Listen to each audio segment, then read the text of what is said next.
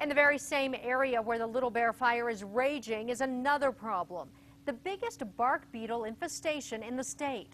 So are the beetles that kill pine trees the root of the problem? News 13's Deanna Salceda is live in the Newsplex with the answer. Deanna? Well, Jess, bark beetles and this wildfire are actually both feeding off the very same thing. Too many trees competing for water during a drought. They are little tiny bugs, specifically bark beetles, and they're eating a wide swath across the western U.S. and Canada.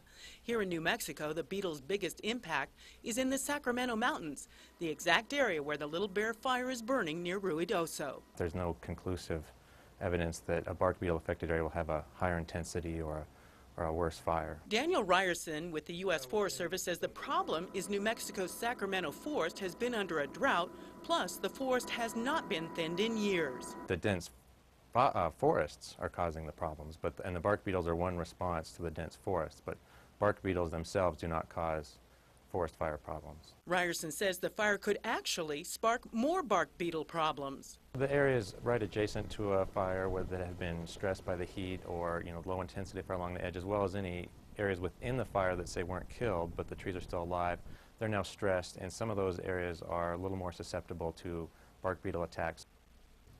Ryerson says the key to preventing both the beetle and fire problems is to thin the forest, but he says that's very challenging because of shrinking government dollars. Jess, back to you. Okay, Deanna, bark beetles can essentially kill the tree in only 6 weeks, but it takes a year for the tree's needles to turn sickly rust red.